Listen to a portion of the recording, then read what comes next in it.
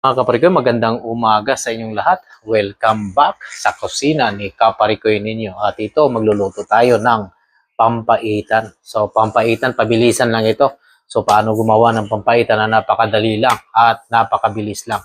So, hindi na natin kailangang pasikot-sikot at pahirapan pa ang ating mga pampulutan dyan. Kaya ito na, tara! Ayan! So, magpapainit lang tayo ng mantika. At syempre, ano pa ba? Unahin na natin yung bawang natin. Nang sa ganun ay mas lalong umalingasaw ang kanyang bango. Okay? So, hindi na natin kailangan paligoy-ligoy pa. So, kailangan isunod na natin yung luya. Then, isunod na rin natin ang sibuyas. Ganun maka-easy. Easy. Ayan. So, syempre, susunod na natin ang ating karne. May karne tayo dyan para mas healthy pa. Ang ganda ng karne.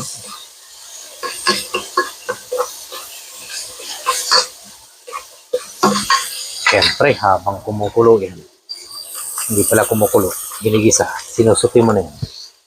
Ilalagay na natin ang mabisang pangpalasa, ang salt and pepper. At ano pa, ang itatagal natin, ito yung hiniwa nating mga lamang loob. Ayan, tuwalya at tumbong ng baboy. Ayan. Para mas lalong sumarap. Malalaki ang hiwa niya mga kaparikoy. Ayan. Wow, malingasaw na yung tumbong. Ayan, amoy pa lang. Parang nakakatakam na. Ayan. Marami na namang malalasing nito mga kaparikoy. Ano pa bang tatagalan natin? Lalagyan lang natin ng ano yan, paminta.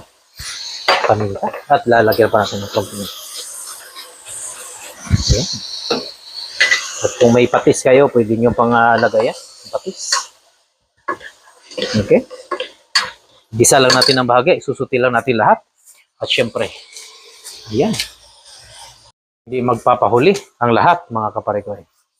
Ang nag-iisang pampaitam mix natin. Ayan. Siguraduhin lang natin magkasya yan sa isang lutuan. Okay? So, dahil ito na to, ay tatapusin natin ng vlogs na ito lang magagamit natin dahil wala na tayo. Okay, ito lang ang sekreto ng bayan at hindi na natin kailangan na pampapait dahil ito ay masarap na at timplado pa. Okay, dito lang sa mura pa. Yan o, pampaitan. Ito yung sekreto natin. Ulitin natin. Ito lang gagamitin ninyo. Iwain nyo lang mahagya at kailangan marami ng luya. So, para pang patanggal ng langsa doon sa ating mga lamang loob na baboy. Ayan lang. So, may pampulutan na tayo. Di ba? Tara! Hindi na natin kailangan patagalin pa mga kaparikoy. Lalagyan na natin ng tubig yan. Kung may pork cubes kayo, ayan ang mas masarap dyan. Yan. Since nawala tayo, lalagyan lang natin ng bahagyan ng tubig yan. At hayaan lang natin lumambot na lumambot yan. Hanggang sa lalabas yung mantika niya. Ayun. Kailangan lang natin ng siling haba. Pagkulo niyan, saka natin lalagay yung isang pack ng pakiting pampaitan mix. Ganun lang kadali yung mga kaparikoy. At syempre, hindi magpapahuli ang lahat. Kailangan lagyan natin ng siling haba. Ayan. Siyempre, dadamihan na natin ng sili mga kaparikoy. Ayan, kita nyo yung mga sili na yan mga kaparikoy. Ganyan na kadali yan. Tapon nyo lang ng kanon yan. Easy yan. Ayan.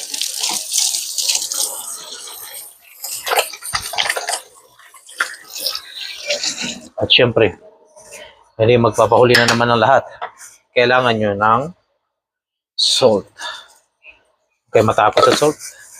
At syempre, ang wow, magic sarap. At ano ba yung isa na naman? Nakalimutan ko na naman. Ayan. Wow, magic sarap yan. Lalagyan lang natin ng bahagya yan. Ayan. Tayo na natin kumulo at good to go na yan. So, So, kailangan lang natin, i-prepare lang natin lahat ng mga kailanganin. So, para hindi tayo mahihirapan kapag nagluluto tayo. So, na-prepare ko na lahat. Napakuluan ko na rin yung lamang loob. At wala na tayong ibang gagawin pa kundi gayatin lahat ng pang-saute. Then, isusuti lang natin. Then, buhusan natin ng tubig. So, ganun lang kadali gumawa ng soup. Okay? So, wala nang kahirap-hirap talaga ngayon. Lahat ay puro instant. Ang kailangan lang talaga gagawin mo ay paano mo mapapasarap ang iyong niluluto. Ayan. So, ang sikreto para talaga sumarap, kahit sabihin natin na repack lang yan o premix lang ang mga nandyan at hindi talaga tunay na mapapasarap pa rin yung niluluto mo kapag kay minamahal mo habang ginagawa mo ang isang bagay.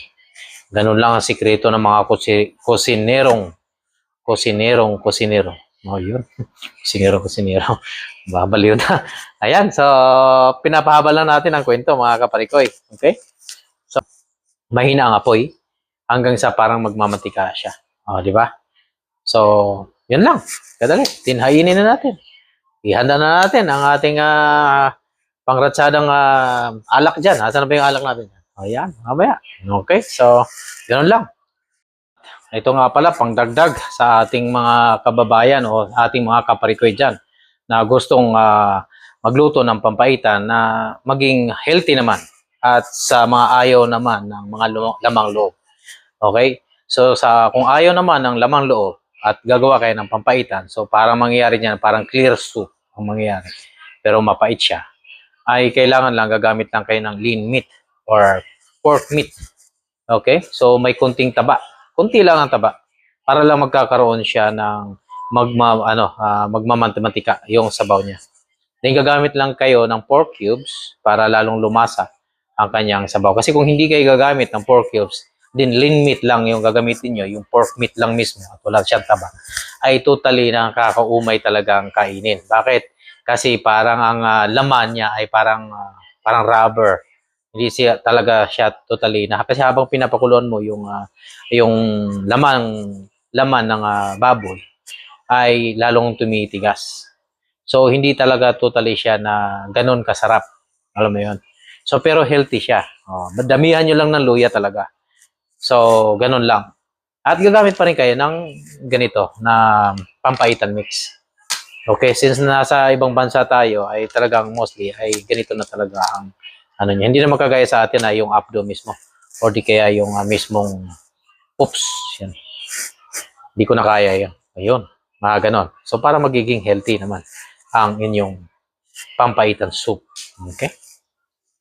Yun. At sa mga bago sa channel ko, huwag nyo kalimutang mag-share, likes, and hit the notification bell para laging kayo updated sa aking mga videos. Kaya huwag kayong mawawala. Lagi dito lang sa Buhay Canada ko. Diba?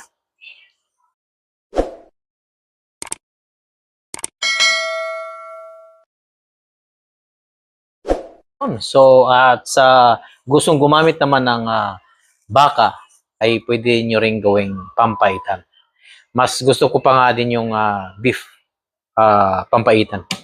Kasi mas maanggo-anggo siya at saka iba yung niya, iba yung amoy. Amoy baka, syempre, lang amoy baboy, di ba? So, ganun lang kadali. A few moments later.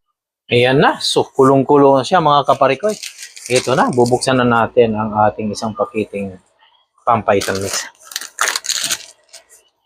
Bubuhusan na natin lahat yan. Ayan.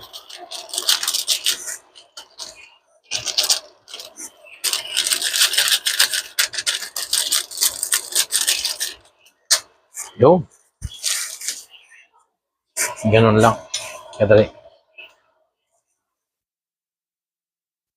Yan, since taglamig na dito, maganda ito sa panahon ng taglamig. Susoup ka.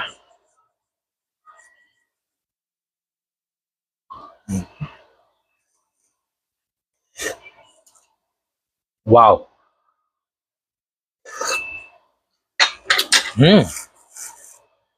Sarap. Lagyan natin ng konting wow, sarap.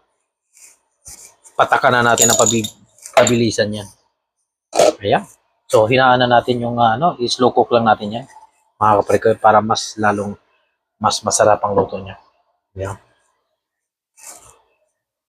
Ayun, para mas lalong sumarap ang iyong pampaitan ay pag unang kulo at pag alam yung kulong-kulo na, ay saka nyo ngayon hinaan ng hinaan. Or ilalagay nyo lang ng simmer doon sa kalan ninyo. Huwag nyo masyadong yung talagang malakas ang apoy. Kasi mabigla ang pagkakaluto niya. So hindi kayo makapag-create ng yung nagmamati-matika. So yun ang kailangan natin eh. Yung parang nagkakaroon siya ng mantika doon sa kanyang lamang loob o yung taba na nilagay natin. So kapag kay dandahan ating niluluto, so mas lalong malalasahan mo yung talagang yung lambot. Ayan, so welcome back. Ito. So tapos na ang ating nilulutong pampaitan. Tara, silipin natin.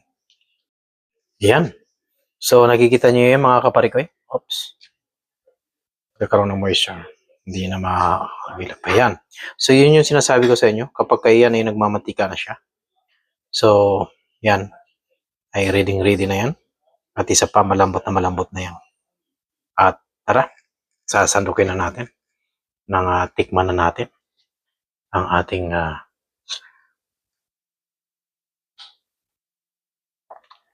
pampaitan. Ayan. Kita nyo? Handa na yan.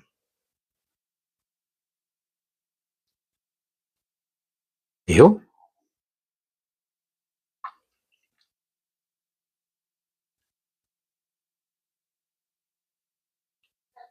Panalong-panalo. Ayan. Panalong-panalo. Kita nyo naman. Ayan. So, tara. Lalagyan natin ng garnish yan.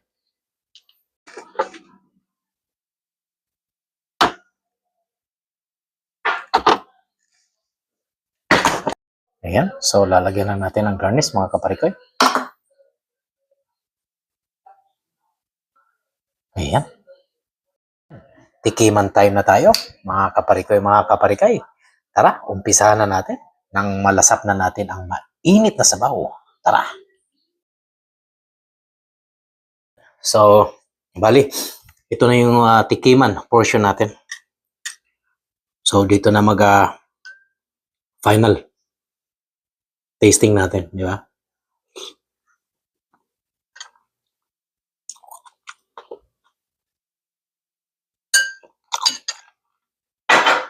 Napakalambot ng mga Ricardo. Tama nga. Siling haba. At saka yung jalapeno. Yung nilagay ko. Di siya masyadong ma-oil. Kasi ang nilagay ko lang ay intestine lang at saka yung tuwalya. Yan ang kagandahan. Kaya kayo mga kaparikan, walang dahilan na hindi kayo marunong magluto. Lalo na, yung mga husband natin o yung mga lalaki na mahilig uminom. Pag mahilig kayong uminom, dapat marunong din kayong magluto ng pampulutan kagaya nito. Huwag niya nating iasa sa ating mga asawa natin. Kasi lahat ng mga bagay ngayon ay kayang-kaya na. Nakalagay na sa portion. At ang kailangan mo na lang ay gawin mo. Ganon. So, yan ang the best. Ayan. Sana marami kayong natutunan sa araw na to. At sana huwag kayong magsawa magsubaybay sa aking mga kwentong Buhay Canada. Kaya dito lang sa Buhay Canada.